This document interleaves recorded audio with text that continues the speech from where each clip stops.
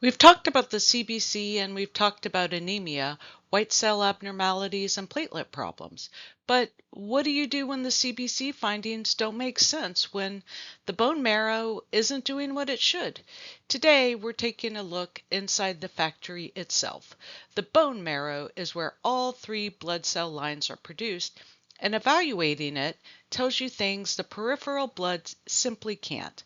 By the end of this talk, you'll know when to sample the marrow, what you're looking for, and how to interpret the findings in the context of what the CBC is already telling you. The bone marrow as a factory with three separate production lines, all starting from the same raw material, the hematopoietic stem cell. Each line is regulated by its own growth factors. Erythropoietin, made by the kidney, drives red cell production. G-CSF and other cytokines regulate white cell production. Thrombopoietin drives platelet production from megakaryocytes, enormous cells that shed platelets like tiny pinched-off fragments. When something goes wrong with a factory, whether it's a toxin, a cancer, an infection, or a nutritional deficiency, one or more of these production lines can fail. That's what the CBC reflects. And when the CBC findings don't make sense without looking at the marrow, that's your sign to go upstream and look at the factory itself. The most common reason to sample bone marrow is a non-regenerative anemia where you can't figure out why the marrow isn't responding. You've ruled out blood loss and hemolysis, the reticulocyte count is low, and you need to know if the marrow is the problem. Pancytopenia, all three lines low at the same time, is another critical indication. When red cells, white cells, and platelets are all dropping together, the most likely explanation is that the marrow itself is failing, and you need to look inside. Leukemia staging, lymphoma staging, and suspected primary marrow neoplasia are other common reasons. The bone marrow is your last diagnostic resort on the hematology side, and it often gives you the answer. Nothing else could. Bone marrow samples come in two forms, and ideally, you collect both at the same time. The aspirate is like doing a fine needle aspirate of the marrow. You insert a bone marrow needle, advance it into the cavity, and aspirate cells onto a slide. This gives you beautiful cellular detail. You can see individual cell morphology and maturation stages. The core biopsy uses a slightly different needle to pull out a tiny cylinder of actual bone and marrow together. This core is processed like a histopathology sample and shows you the big picture. How cellular is the marrow? Is there fibrosis? Has it been replaced by tumor? The two techniques are complementary, and collecting both together is best practice when possible. Common sites include the proximal humerus in dogs and cats, an area accessible without special positioning, and the iliac crest. When you evaluate a bone marrow aspirate, you're asking several questions. First, are there adequate cells? A hypocellular aspirate may reflect aplasia or may just mean you hit a bad spot. That's why core biopsy is helpful. Second, what's the ratio of myeloid to erythroid cells? The M to E ratio tells you which production line is dominant. In a dog with a regenerative anemia, you'd expect a very low M to E ratio because the marrow is cranking out red cell precursors. If a dog has a non-regenerative anemia and the M to E ratio is high, lots of white cell precursors but almost no red cell precursors, you have erythroid hypoplasia. Third, are cells maturing normally? A marrow full of immature blasts that never progress to mature cells is called maturation arrest, and it's a hallmark of leukemia. Pancytopenia is a red flag that something is seriously wrong with the marrow itself. There are three main mechanisms: aplastic anemia, the marrow goes quiet and nearly empty, producing almost nothing. Common causes include estrogen toxicity. Think intact female dogs with prolonged estrogen exposure from functional ovarian tumors or missed mate injections. or drugs and toxins that suppress the marrow. FELV in cats is an important cause as well. Myelothysis is the other major category. The marrow has been displaced or replaced by something that doesn't belong there.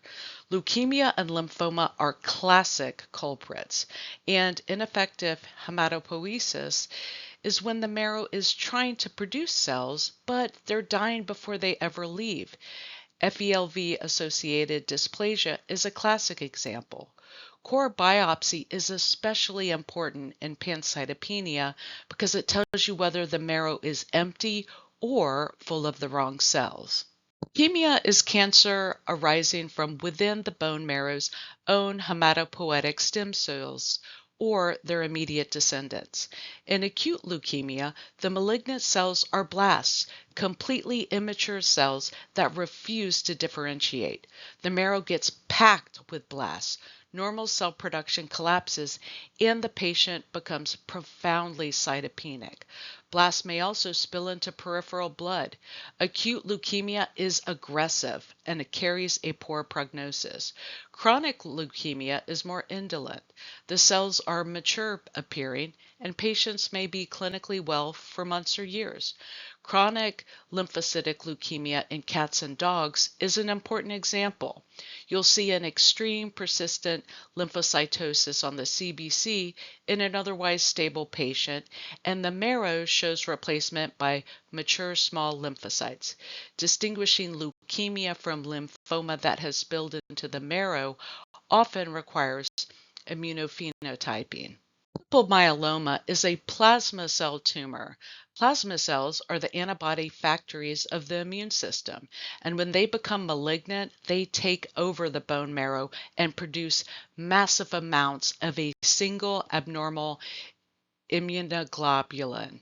The classic presentation includes hypercalcemia because myeloma cells activate osteoclasts, which dissolve bone and release calcium, renal failure, anemia from marrow replacement, and bone lysis causing pain and pathologic fractures. On serum protein electrophoresis, you'll see a sharp single spike, a monoclonal gammopathy, which is the fingerprint of myeloma. The bone marrow aspirate will show sheets of plasma cells. Treated early, some patients do well for a year or more with chemotherapy. How you approach bone marrow evaluation systematically. The CBC points you there. You've seen something that doesn't add up without looking upstream. You confirm the indication and collect both sample types. On the aspirate, you go through your checklist. How many cells? What's the M to E ratio? Are cells maturing normally? Are there blasts, atypical cells, organisms? Then you integrate the core biopsy. Is the marrow hypocellular, normocellular, or hypercellular? Is there fibrosis? Has it been replaced? And finally, you tie everything back to the patient. Has this dog been on phenobarbital? Is this cat FELV positive? Does the dog have a palpable mass somewhere? The marrow is the final chapter, and it almost always completes the story. We're done. The bone marrow is where the CBC begins, and when the CBC doesn't add up, the marrow is where you go for answers. Pancytopenia means marrow failure until proven otherwise. Non-regenerative anemia with no peripheral explanation points you to the marrow. Leukemia lives in the marrow. Myeloma lives in the marrow, and all of it is interpreted in context. The drugs the patient is on, the infections they might have, the systemic diseases they're fighting, and now you have a complete framework for clinical pathology, from the CBC to the bone marrow, from the chemistry to the urine, from the clotting test to the cytology slide. Use the framework every time, and the numbers will start talking to you. Question 1. Pancytopenia across all 3 lines, non-regenerative anemia, and a history of prolonged vaginal discharge 3 months ago in an intact female. What's causing this and why? Classic and tragic presentation. Estrogen toxicity induced aplastic anemia in an intact female dog. Dogs are exquisitely sensitive to excess estrogen. The prolonged vaginal discharge suggests the dog had either a pyometra, a cystic endometrial condition, or an ovarian tumor that was producing estrogen. Over weeks, that estrogen suppressed the bone marrow across all three lines. By the time pancytopenia is detectable on the CBC, significant marrow damage has already occurred, and the marrow can take months to recover, if it recovers at all. The prognosis is guarded to poor. If the dog is stable enough, ovariohysterectomy removes the estrogen source. Supportive care, blood transfusions, antibiotics for immunocompromise buys time while the marrow hopefully recovers. This is why estrogen-containing medications in dogs must be used with extreme caution. Question 2. Lytic bone lesions, hypercalcemia, high total protein, mild anemia, and a monoclonal spike on protein electrophoresis. What's the diagnosis and how do you confirm it in the bone marrow? This is multiple myeloma, and this patient has all four elements of the Crab tetrad. The monoclonal spike on protein electrophoresis is the most specific single finding. It represents massive overproduction of a single antibody type by a malignant plasma cell clone. Bone marrow aspirate will be diagnostic. You'll see sheets of plasma cells, often greater than 20% of the marrow population. Plasma cells have a very characteristic appearance: eccentric nucleus, condensed clock face chromatin, a pale perinuclear HOF, the Golgi zone where antibodies are packaged. Treatment with melphalan and prednisone can achieve meaningful remission in dogs. Prognosis is variable, but some patients do well for 12 to 18 months. Early diagnosis, as always, gives the best outcomes. 3.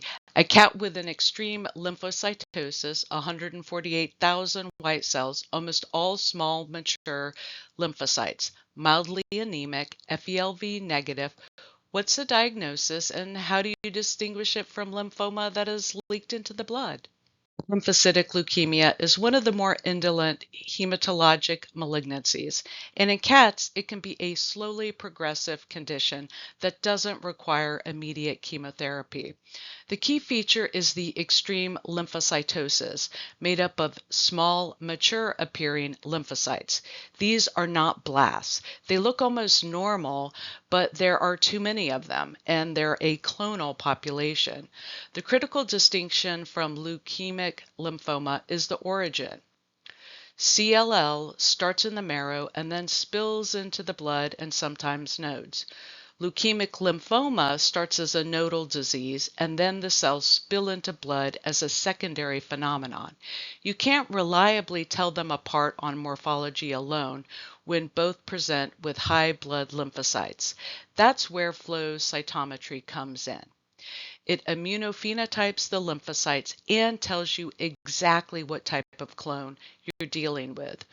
For CLL, many cats can be monitored before treatment is even started.